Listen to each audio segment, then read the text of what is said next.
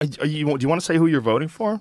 So look, we're in California, so I haven't said this publicly. I figured I would sort of wait till today. So we're in California here, so we know Hillary's winning California. So the two of us have a little bit of a luxury to do something that might be more principled than what that. As far as voting independent. Yeah, than what the average person. If you're in Ohio or you're in Florida or Colorado or whatever, your votes literally every single person's vote matters. Which also highlights how fucking goofy the system is. Right. So completely does, right? And now there are people that trading votes over state lines and all kinds of crazy things. Look, my biggest thing this time is that the system is just mangled and we need more voices. So I'm not totally sure. My gut feeling is I'm going to vote for Gary Johnson for all the wrong reasons, because I just want somebody to realize down the road that 4 years from now we should have somebody else.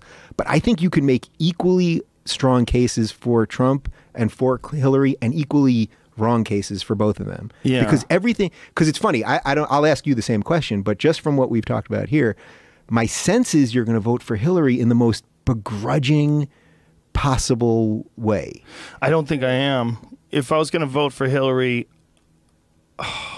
so think about this. I would have to have a way that I could justify supporting her, not just a way that I didn't feel like Trump should be the president.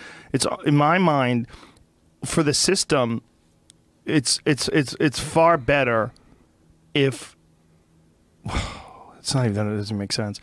I definitely think my options are either voting for Gary Johnson or writing someone in. Yeah. And I don't think Gary Johnson should be president. No, I know. And look, he's not going to be, so you can do that in clean conscience. But if he was president, look, the guy did a great job as a governor of New Mexico. And I mean, what I find disagreeable about him is so much different than what I found disagreeable about George Bush. And George Bush was the president for 8 years. What I find disagreeable about him, like, is only his lack of preparedness. But I think he's a very disciplined guy.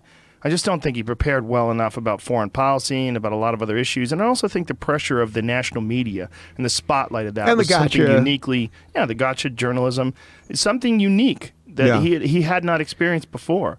So think how depressing that is with everything going on here. And for as much as you and I are in this thing, like in it in a public way, that we both maybe will begrudgingly the day before the election kind of be like, we're going to vote for the guy that definitely can't win. I mean, think about the shit that you've just said about Hillary. That is seriously damning shit. Really damning shit. Now look, Sam Harris, who's one of my heroes, who I know you've had on a zillion times, and I've had him on, and he did the best sell job he could on Hillary. He's supporting her, and I think but he's not really. Well, it's mostly Trump's a fucking lunatic. But he did a whole article about the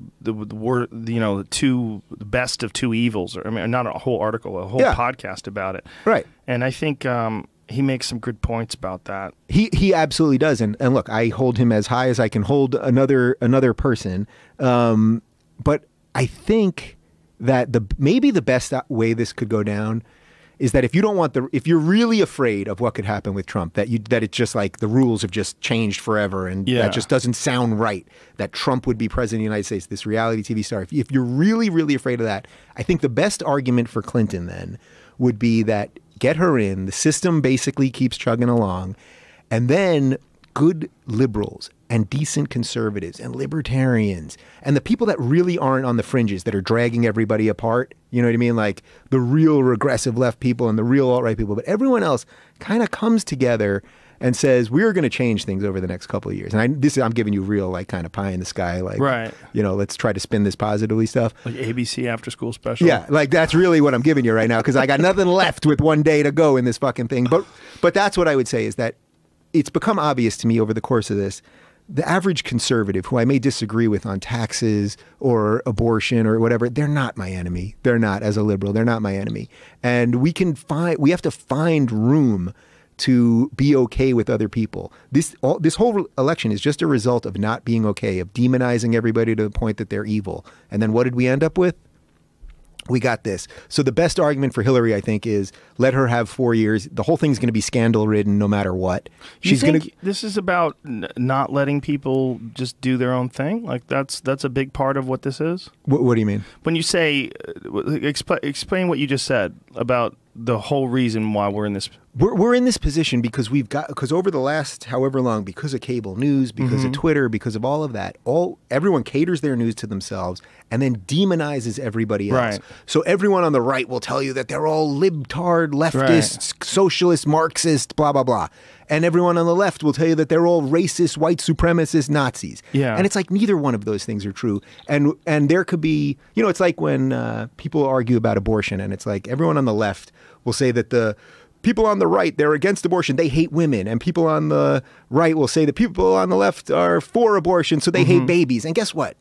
It's not really true, either one of those.